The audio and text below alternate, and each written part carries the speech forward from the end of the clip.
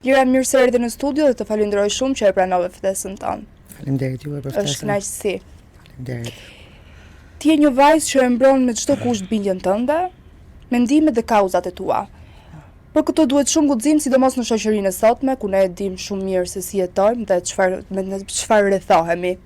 Ke qenë gjithmonë kaq i guximshëm apo ke pasur një moment që ke shënuar një kthesë në jetën tënde? Jo, s'kam qenë gjithmonë kaq i guximshme. Kjo ka ndodhur pak me vonesë në jetë faktikisht, do të kisha bërë më herët, por nuk janë gjitha gjërat në dorën tënde. Kam qenë shumë e bindur biles, s'kam qenë fare rebele, edhe pse tipin e kisha të tillë, por mendoj që kur i afrohesh të 40-tave, është një faktor që nuk e di, hyn në lojë dhe disa gjëra që ndoshta mund bëje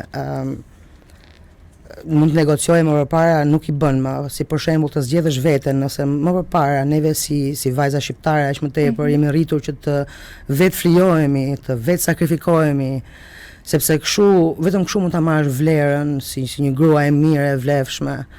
Dhe kjo është dhe gabimi dhe downfall-i jon, domethënë këtu ne zhgënjejmë veten më shumë nga të gjitha, sepse në fund të ditës, se ti nuk je mirë, nuk mund të jetë kërkush pranë teje mirë. Si unë jam dhe nën, dhe kjo më ka mësuar që më ka mësuar në mënyrë shumë në mënyrë si ta bën jeta. Nëse je kokë fort, do të godasi, derisa të marrësh vesh. Dhe kur lind fëmijë, prioritetet të ndryshojnë dhe një pikë kupton që roli që ti luan në jetën e fëmijës tënd është si një rol dhënës. Do me thënë, nëse unë gjatë gjithë kohës e lë veten në fund fare dhe vetë të jetë përpara, po i mësoj fëmijës tim që edhe ti lumturia jote dhe vlerat tua varen se sa në fund e lë të listës e vëti veten dhe sa bën për të tjerët. Dhe kjo ishte një nga pikat që mu desh të ndroja dhe të mendoja më thellë, që çfarë roli dua t'i jap fëmijës tim në jetë. Dhe çdo gjë që unë e bëj për fëmijën tim, sepse nuk dua që ai të kaloj edhe gjithë fëmijët e tjerë, jo vetëm ai, se kur flas për fëmijën tim, flas për gjithë brezin që po vjen. Nuk dua që këta fëmijë të rriten të kufizuar, nuk dua që vajzat të rriten nën tutel, me frikë. E vetmja frikë që ne kemi se mos na bëjnë keq burrat. Dhe 97% të personave që abuzojnë me gratë janë burra. Burra heteroseksual. To janë në statistika. Do me thënë, ti jesh grua në rreth parë në këtë shoqëri, është një luftë në vetvete. Ti jesh një grua shqiptare, është një luftë e veçantë nga të tjera, se unë kam parë nga të tjera të forta. Kam njohur shumë, kam pasur shumë fatin të punoj me shumë gra të forta. Dhe kanë qenë pikërisht ato gra të forta që më kanë dhënë dhe inspirimin që shiko se edhe unë mund bëhem kështu, edhe mund të jem kështu, dhe me thënë dhe unë kam një zë, dhe mund ta shpreh. Foli pak më parë për fëmijën. Çfarë është ajo gjë që ja thua çdo ditë fëmijës tënd? Që e dua shumë. Atë ja them çdo ditë. Sa herë që flasim, edhe kur jemi afër, edhe kur s'jemi afër, unë udhtoj shumë dhe shumë kohë e shpenzoj larg tij, por i bëj të ditur që jam këtu për çdo gjë në çdo moment. Dhe fjalën të dua ja them pak më shpesh, se neve nuk jemi rritur shumë me këtë fjalën të dua nga prindit tanë. E kam vënë te babi, ai ka mënyra shumë kreative për të treguar se sa më do, por fjalën të dua e ka shumë të vështirë ta thotë. E ka shumë të vështirë dhe nuk dua që fëmia im ta ketë këtë lloj kompleksi. Është i dashur fëmia jot? Shumë i dashur. Shumë. Neve si familje jemi nga përmeti më origjinë. Dhe jemi shumë të butë në përgjithësi. Jemi shumë të dashur dhe shumë bojar. Dhe në momenti që na bën keq ose na bjen qaf kot. Aty pastaj gjithë qytetarët kanë një damar besoj. Unë dua të di pak më shumë për ty kur ke qenë e vogël. Çfarë ëndërroje? Cilat ishin ëndrat e tua kur të rritesh? Unë kur kam qenë e vogël, nëse do shikoj në retrospektiv, nuk besoj se e kam ditur se çfarë doja. Mua bota më është dukur gjithmonë shumë e çuditshme. I perceptoj gjërat shumë literalisht, dhe nuk e kam ditur kur që unë kam qenë në spektrin e autizmit. Dhe kjo më ka lodhur pak dhe si fëmijë dhe si adoleshente. Mbaj mend që kisha qef të isha balerin, kërceja shumë. Por nuk më nështë të mbaj mend ndonjë ëndër të veçantë ose të kem thurë ndonjë ëndër. Se do të pyesja sa nga këto ëndra që ke pasur i ke realizuar dhe je i plotësuar sot?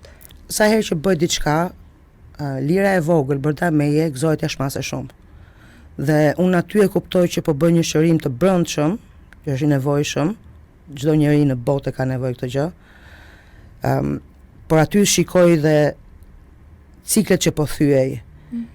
Kam bërë, kanë qenë disa momente, një moment ka qenë kur isha në Prishtinë dhe shikoj gjatë një festimi në rrugë, shikoj dy vajza adoleshente që luanin dhe kërcenin me një lirshmëri pa frikë, pa komplekse. Dhe kjo për mua, në moshën, në vite që jam rritur unë, do kishte qenë një ëndër.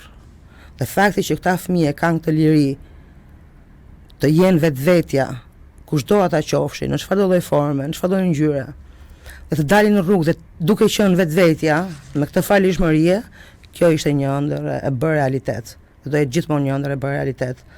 Gjitha gjërat që ja kam mohuar vetes, se më është mësuar që duhet mohosh veten, që të duan të tjerët, i kam bërë realitet. Dhe në atë moment kam kuptuar që vetja duhet dashur më shumë, se nëse nuk di të duash veten, nuk mund duash asnjëkën tjetër. Se literalisht i bie ti je hipokrit pastaj. Se nëse nuk do veten, nuk pretendoj të doj njëri tjetër, nëse ti nuk do veten ashtu siç ti je. Po. Por folje për komplekset, cila kanë qenë ato komplekse që ti ke hasur, që ke pas? Komplekset e gjitha vajzave shqiptare, me thënë drejtën. Mos qesh shumë, mos bëj kështu, mos bëj ashtu, jo se kështu është turp, jo se s'të merr burri, jo se është çdo gjë ishte e lidhur me opinionin të tjerëve. Çdo gjë. Do të thënë në çdo moment jeton me ankth se mos bën ndonjë gjë gabim, edhe anullohesh si njeri, kupton? Anullohesh realisht si njeri.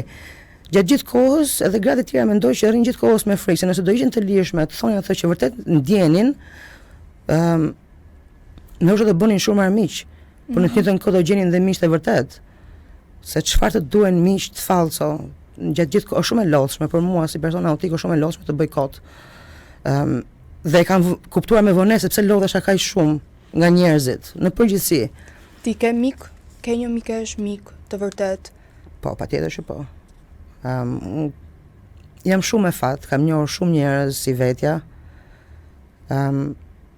Besoj që njerëzit neurodivers sikur e gjen njëri tjetrin dhe është dhe bëjmë gjithmonë bisedë, themi si ka mundësi që ne jemi të gjithë miq, po të gjithë jemi neurodivers dhe bën sens sepse ne shikojmë botën nga një talente. Nuk ka filtra. E shikojmë gjën për atë që është, kurse njerëzit neurotipik japin shumë ngjyra, shumë kontekste, thonë një gjë dhe duan thonë diçka tjetër. Është shumë e lodhshme që të kuptosh njerëzit të cilët flasin me metafora gjatë gjithë kohës. Kupton, është e lodhshme. Është e lodhshme. Të deshifrosh gjithmonë gjuhën e njerëzve, se si e thanë. Unë si njeri jam shumë direkte dhe i them gjërat ashtu si i mendoj, si i shoh. Nuk është se jam gjithkohës së drejtë. Në fakt e kam parë tipin tënd nga videot e tua, postimet në TikTok, por njëkohësisht një personazh shumë i njohur në TikTok. Dua të di si nisi rrugtimi jot në TikTok. Me thënë drejtën, as vetë nuk e din. Kot fare. Unë nuk për shumë kohë kisha bojkotuar TikTokun. Dhe në një moment shikoj që ishte plot me njerëz nga komuniteti. Dhe thash hajt po futem dhe unë mbase gjete një njerëz nga komuniteti, se ndihesha e vetme, kupton? Dhe e gjithë kjo të qenë i zëshme është sepse nuk dua që të tjerët ndihen vetëm ashtu si ndihem unë. Jemi jemi shumë, nuk jemi pak, vetëm duhet të gjejmë njëri tjetrin sepse të gjithë kanë frikë të flasin dhe të tregojnë që unë jam ky person. Unë nisa kot fare për të gjetur tjerë si vetja ime dhe mori një formë që mori, nuk e di as ku do shkoj, as se kam ndonjë plan për të. Por me qenë se kam një platformë, mendoj që mundem të jem e zëshme për njerëz që nuk kanë mundësi të jenë të zëshëm. Dhe shpresoj që të flas, jo vetëm të flas për të tjerë, por të shpresoj që të inspirojnë të tjerë të flasin dhe ata për veten e tyre, të mos kenë frikë, të jenë vetvetja, se të jetosh gjithë jetën duke luajtur këto rolet është tepër e lodhshme. Është tepër e lodhshme. A ka njerëz që nga se të kanë parë ty në TikTok, të kanë shkruar dhe të kanë thënë të falenderoj, të kanë falendëruar një formë që ti je një zë i guximshëm, që ti flet dhe për të tjerët. Marr shpesh mesazhe dhe janë kam pasur mesazhe shumë të gjata ndonjëherë që dhe më kanë bërë çaj. Marr mesazhe nga njerëz që kërkojnë ndihmë, që duan ku të drejtohen. Më bëjnë të kuptoj që jam duke bërë diçka korrekte. Ndoshta nuk është perfekte, ndoshta nuk është ashtu siç duan ta shikojnë njerëzit, të kufizuar me një gjuhë që ndoshta unë po flas me popullin e thjeshtë. Dhe në momentin që i them gjërat, i them siç do flisja me një shoqen time ose me një që e dua. Dhe kjo është gjua që neve kuptojmë. Nëse flas me gjuhë letrare dhe me fjalë bukura, nuk do marrë vesh asnjëri. Ata që unë dua ta dëgjoj mesazhin tim janë njerëz që nuk e kanë mundësinë të lexojnë këto gjëra me fjalë bukura ose edhe nëse dëgjojnë nuk e kuptojnë. Dhe këtu është kjo barriera e komunikimit që neve kemi, se në televizione për shembull pretendohet që njerëzit që dhe s'kan bërë shkollë, do të kuptojnë se çfarë po thua ti, ndërkohë që s'të marrin vesh fare. Është vërtet. Kjo është çka unë vura re nga disa nga video që i kam bërë dhe pa dashje fare. Dhe kam pasur njerëz që më kanë kritikuar për shembull, the një fjalë që s'duhet thënë për shembull, se nuk më pëlqeu kjo. Nuk dua t'i marr parasysh, nuk dua ta editoj atë çka them, nuk dua ta filtroj, sepse jetojmë në një botë tepër fiktive, ku nuk po marrin vesh njerëzit se çfarë është realiteti dhe çfarë është gënjeshtra. Vetëm për foto dhe për video i bën njerëzit gjërat. Për fasad. Dhe kjo është e rrezikshme. Se tani njerëzit po shikojnë ty duke treguar një gënjeshtër dhe besojnë që kjo gënjeshtra është ëndër dhe duan të luftojnë për të arritur gënjeshtrën, që s'kan për të arritur kurrë. Domethënë nuk gënjen vetëm veten, por edhe një popull të tjerë që të ndjek. Paragjykimet, sa të vështire ke nga paragjykimet? Si i përballon? Apo të bëjnë më të fortë? Varet se nga vin. Janë disa dallg duhet i lësh të dallgëzojnë. Disa dallg mund të i për surfit. Nëse vin nga njerëz që unë i dua, më prekin se ajo që neve duam fundja fare është që njerëzit që duam na kuptojnë. Të tjerë çka thonë, tjerët nuk ju punë njeriu, se fundja fare as faturat, as hallet nuk më kanë njeri përveç vetes dhe njerëzve që kanë mbas shpirtit. Kështu që prekem kur paragjykimi vjen nga njerëzit që dua, se dua që ata të më kuptojnë. Por nga të tjerët, me thënë drejtën, nuk e vras mendjen fare. Tani dua të di mesazhin më të bukur që ke marrë nga djegësit në TikTok. Më ka shkruar një vajzë, më ka thënë mbas nuk e di sa viteve, sa nuk e mbaj mend, kishte filluar të fliste prapë me motrën e saj, e cila ishte po ashtu lesbike. Tha, më bëre të kuptoj që ajo nuk e ka zgjedhur këtë. Dhe neve kemi filluar të flasim prapë mbas disa viteve që nuk kishin folur, domethënë, tani e kuptoj më mirë motrën time. Dhe kjo ishte, besoj, një nga gjërat që më ka prekur më shumë nga të gjitha mesazhet që kam marrë. Është shumë e bukur. Dhe kjo do të thotë që dikush që të shikon ty, të janë pikërisht njerëzit për cilën unë e bëj këto që po bëj. Është pikërisht kjo ideja që të mirë kuptohemi, të mos na shikojnë njerëzit si alien, mos humbim dashurinë që kemi me njëri tjetrin, sepse nuk kuptohemi, s'po flasim një të gjuhë. Në fakt në Shqipëri është shumë e vështirë. Është e vështirë, por në njëjtën kohë dhe po ndryshojnë gjërat.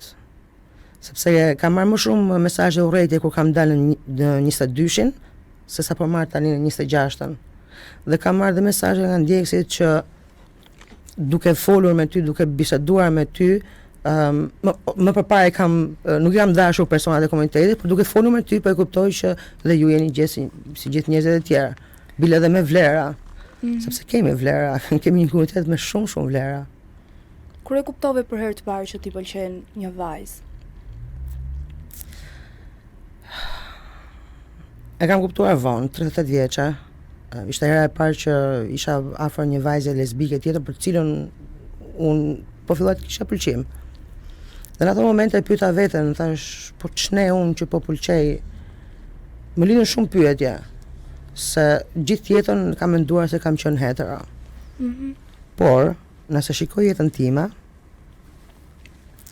unë gjithmonë kam qenë jo e obsesuar, po e fascinuar nga vajzat. I shikoja, kanë qenë 2 ose 3 momente në jetë që i kam parë këto vajza me atë sy që nuk duhet i kisha parë, si pas mendjes time adoleshente, dhe mendoja, po pse e pash me këtë sy, se s'duhet ta shikoj me këtë sy, unë nuk jam çun, jam gocë. Por kur nuk ke fjalor, nuk ke asnjë uri, flasim për vitet 90, sa ekzistonte fare si fjalë kjo. Unë nuk mund të kisha ditur kur se çfarë do të thotë kjo. E kam kuptuar vonë kur isha në një të njëjtën dhomë me një person që ishte i njëjtës gjini si unë dhe kisha një atraksion. Aty pastaj kam kuptuar, okay, kjo gjë është. Dhe aty desha të dija më shumë për veten, aty kam filluar të studioj për komunitetin, për identitetin e tjera. A ke humbur njerëz të rëndësishëm pasi vendose të flasësh hapur? Kam humbur asnjë njerëz të rëndësishëm, as edhe një të rëndësishëm. Mami me babin ju desh pak kohë, ju desh 1-2 vjet që të kuptoni mi zënë me të drejtën, nuk është se ka qenë e bukur ose e paqshme. Ka qenë turbulente, por në fundit besoj që dashuria triumfon dhe ata zgjodhen që të vazhdojnë të më duanin, se nuk ndaluan kurrë se dashuri, po zgjodhen të vazhdojnë të më donin në këtë mënyrë autentike si unë po e shpreh veten, se shikojnë që kjo është personi që unë në vërtet jam. Dhe po më shikojnë që çdo ditë unë bëhem më shumë, dal më shumë në vetvete dhe jam më konfidente, sepse sado që të lodhesh, të bësh sikur je konfidente në lëkurën që pretendon se je, nuk e për të qenë kurrë 100%. Kur je autentike, e thua me bindshmërinë më të madhe dhe aty pastaj të afektojë dhe konfidenca dhe njerëzit ndihmojnë kur të japin kurajo, patjetër që po. Edhe dashuri, mbështetje. Patjetër. Unë jam shumë e fat sepse kam shumë njerëz që më suportojnë. Jo të gjithë në komunitet kanë suportin që unë kam. Dhe kjo është dhe arsyeja pse shumë veta nuk e përdorin zërin e tyre sepse nuk janë të mbrojtur. Nuk kanë suport. Shumë veta pse ke këtë suport? Për në radh parë nuk jetoj në Shqipëri. Që ky është një privilegj që domethënë unë vi këtu dhe mund të iki. Mund të jem e qetë kur iki. Kurse njerëzit që rrinë këtu, të tjerë si puna ime, nuk e kanë këtë privilegj, nuk mund të hynë jashtë e brenda, janë gjatë gjithë kohës brenda kësaj flusë së urrëties. Dhe në një tavolinë të hapur që isha kohët e fundit, një raport tregonte se 88% e komunitetit shikon të arsyeshme vetëm ikje nga shteti dhe 88% e komunitetit kanë emigruar. Si vendose tu tregosh familjarëve, personave të afërt që ti pëlqen vajzat? Edhe ai ishte e vështirë. Në momentin që e kuptova, nuk e mbaja dot. Kush ishte personi i parë që t'ia the? Djalit. Si reagoi? Ai është rritur në anglisht, si bëri përshtypje fare, çado që ti je i lumtur, tha, çado që të bëj ty i lumtur, s'ka problem fare. As i ka bërë ndonjëherë përshtypje. Niprit dhe mbesat, të njëjtën reagim, çado që të bëj ty të lumtur. Nga prindrit ka qenë e vështirë. ka qenë një betejë e gjatë, por që në fund, si thash, dashuria triumfon. Kur ka dashuri të vërtet, dashuri të sinqertë, ajo gjithmonë triumfon. Dhe të fundit fare kam thënë vllajt, ato sa herë që e shikoja në sy, më duke si vergënjeja, pa thënë gjë fare. Nuk e shikoja dot në sy, bëhesha gati t'ia thoja dhe më dilnin fjalët në fyt. Dhe një natë, ka qenë ora 7 e darkës, kam qenë duke dalë me ca shoqe, po bëhesha gati, thash jo nuk e mbaj dot, më doja them, i çoj një mesazh, unë jam gay vllai, them nuk kam çfarë të bëj, do ta them se nuk e mbaj dot më, as dua të gënjej. Dhe ky nuk më shkruajti deri në ora 11 e darkës, domethënë një 4 orë të mira unë po prisja në ankth se çfarë do thotë. Se çfarë do thotë? Thash ndoshta do e humb, nuk do të flasim më. E mora parasysh të gjë dhe bëra paqe me faktin që edhe mund të jem vetëm. Por në fundit thash unë do zgjedh veten. Ky është momenti që unë do zgjedh veten, çfarë do që ndodhi. Dhe në orën 11 darkës më ka ardhur mesazhi dhe më ka thënë unë du njësoj si më përpara, kësë është zgjedhja jote. Mbaj mon që dola, kam dalë me vrap për jashtë, se nuk për mbaja do të veten, dhe ula tek shkalla, po mundohesha po qaja, po mundohesha të mblidhja veten, po nuk ndaloja do të po qaja me nga shërimi, ishte një... Okej, nuk e humba. E kam akoma. Edhe kjo është shumë e bukur. Edhe duhet të jesh shumë e fat. Ja, e them dhe do e them gjithmonë. Një shoqe ime shumë e mirë më ka thënë që ajo tha djali im më zgjodhi mua para se të vinte në jetë. Dhe mua më ka ngelur në mendje se mendoj që edhe unë familjen time e kam zgjedhur para se të vija në jetë. Se jam jashtëmase shumë e fat që i kam pranë edhe që kujdesen për mua gjatë gjithë kohës. Edhe kur jam e vështirë për të dashur, ata vazhdojnë të më duan. Tani, të heqim pak emocionet, të kalojmë tek pjesa tjetër. Kemi parë në video në rrjetet sociale, ku i ke propozuar partneres tënde. Mund na flasësh pak më shumë, të lutem, se jam shumë kurioze të di si lindi, nga se lindi, ai kishte emocione të propozimi. E kisha menduar gjithmonë në mendjen time, e kisha para si vizion, e kisha imagjinuar që propozimin ose shprehjen, domethënë e dashurisë time, ta bëja e rrethuar nga njerëz që më kuptonin, po në një kohë dhe nga shqiptarë. I doja që të ishte në shqip. Nuk doja ta bëja në gjuhë huaj. Ishte me këngën e Albanit. Alban Skënderaj, po. Dhe ajo këngë për mua shprehte identik mënyrën se si unë e shikoj partneren time në këtë dritë. Dhe nga dashuria doja t'ia thoja që gjithë, ta merrte vesh gjithë bota. Do me thënë, nëse mund të ngjitesha në majt Everest, ta ulërisja me të madhe, do kisha bërë këtë gjë. Por doja që t'isha me njerëz, me shqiptar.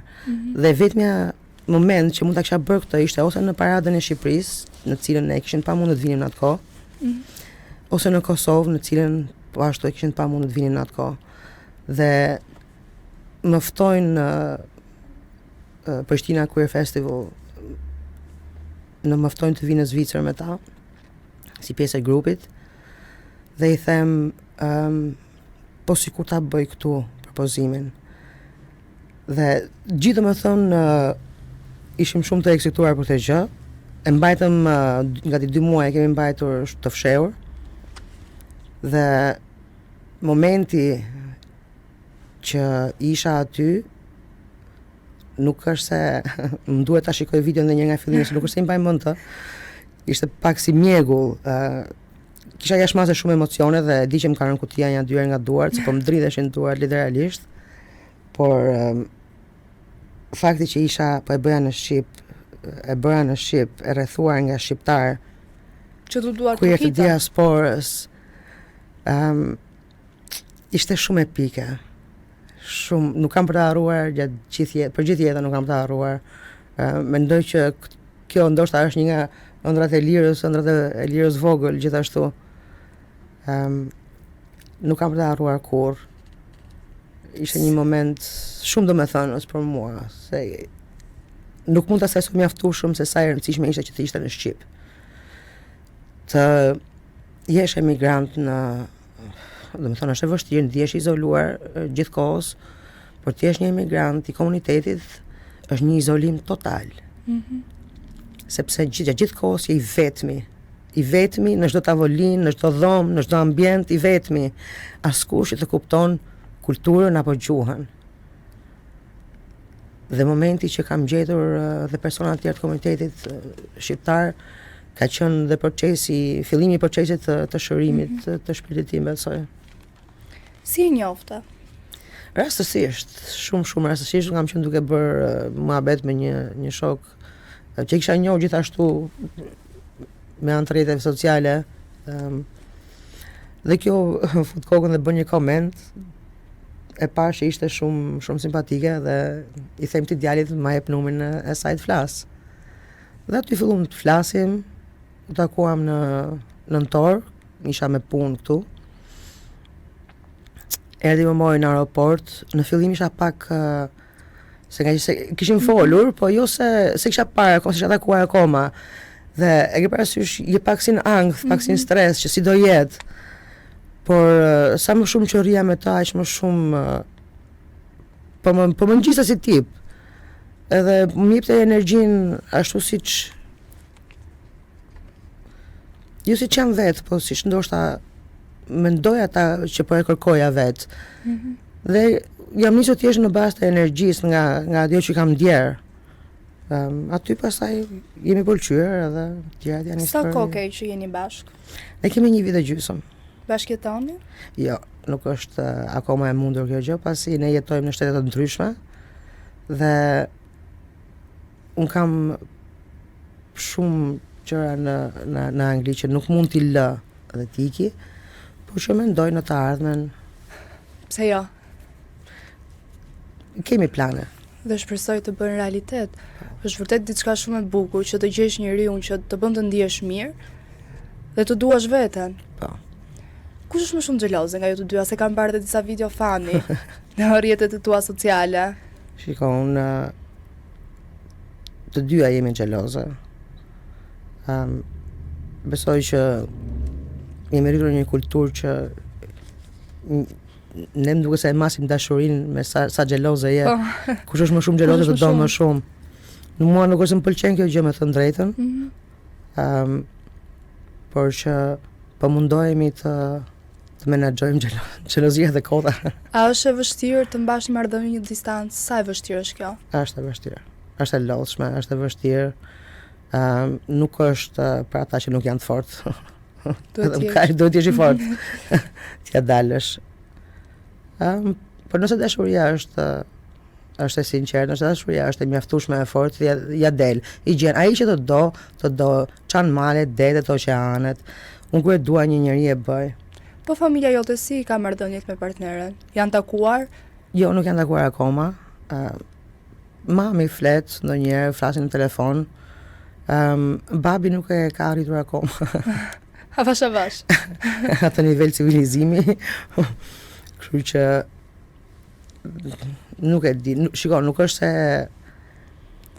nuk dua t'i jap shpresë as vetes as të tjerëve që mosha e prindërve të mi që është 70 ca e sipër, mund të ndryshojnë tani dhe të bëhen ata të dalin me flamurin tim, kupton, nuk e pres të gjë.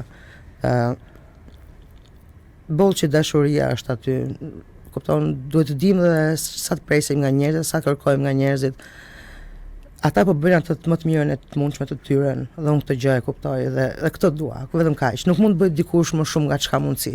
Të paktën i mirë kupton edhe ti. Po duhet mirë kuptojmë, se nëse nuk mirë kuptojmë, s'mund të jetojmë në një njëjtin vend. Në Shqipëri ka shumë paragjykime.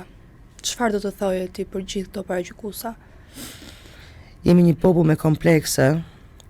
Jemi një popull që merrem më shumë me punët e tjerëve se me punët tona. Edhe ky është dhe problemi pse s'po zgjidhim asgjë. Nëse fokusohej se cilin punët e veta, besoj që do zgjidhin shumë probleme. Njëkohësisht kemi parë dhe të angazhuar në protesta me këtë kaos kaq të madhe. Ke dalë dhe në Londër. po. në protestë? Unë kam gati 6 vite që protestoj për kauza të ndryshme. Kam qenë në protestat të tjera për kauza shqiptare. Kjo ishte një thirrje që nuk mund ta mohosh. Në momentin që e pash isha tepër, unë kam kohë që flas për këtë shitjen e ishullit Sazanit, kam qenë vjet që flas, në momentin që e mora vesh, më duke pa drejt dhe kam folur, kam qenë e zëshme për këtë temë. Kam qenë e zëshme sa herë që kam shkuar në Bregdet dhe e kam parë se si është betonizuar dhe si është basarduar. Dhe kjo ishte të vija në protestë në Londër ishte më e pakta që mund të bëja. Në momentin që mendova që kjo nuk është e mjaftueshme, duhet të kthehem në Shqipëri dhe të shkoj të bashkohem protestës aty. I hypa avionit dhe erdha në Shqipëri. Është një protestë ndryshe nga ato çfarë jemi mësuar të shohim ne, duke pasur organizime politike. Është një protestë ku janë të gjithë qytetarët, të gjithë të rinj, të gjithë grup moshat, madje vinë dhe nga diaspora. Po. Si e ke parë ti? Sa e vlerëson?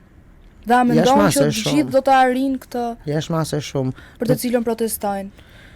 Nuk e di se sa do e arrijm. Janë shumë gjëra që duhen ndryshuar dhe duhet vim me zgjedhje konkrete. Por që kjo protestë është e nevojshme, sepse gjërat kanë shumë kohë që nuk shkojnë, jo nuk shkojnë, por nuk shkojnë fare. Dhe besoj që nëse vazhdojmë kështu, nëse rinia vazhdon kështu dhe jam mëse e sigur që kjo gjenerata e re, dhe kam thënë dhe vazhdoj ta them, do jenë ata që do ndryshojnë të ardhmen e gjithë shqiptarëve. Sepse nuk jemi më okej që me gjërat bazike, nuk jemi më okej nuk jemi në kohën e komunizmit të bëjmë si të na thot partia. Nuk jemi më. Luftuan shumë veta, kanë humbur shumë jetë. Tani është koha që të kemi tamam demokraci, ka 35 vjet domethënë, nuk e di çka ka ndodhur, por që është e vonë. Duhet vazhdojmë derisa të arrihen të paktën në kërkesat minimale. Kupton se nuk presim ndonjë shpikje, ndonjë ndorrim sistemi total nuk e presim. Të paktën jo në të ardhme të shpejtë. Tani u doja një mesazh nga ana jote për të gjithë vajzat apo djemt që janë pjesë e komunitetit LGBT, por nuk e pranojnë dot, për shkak të 1000 arsyeve që ato mund të kenë. E kuptoj. E kuptoj dhe e di shumë mirë çfarë do të thotë të mohosh veten.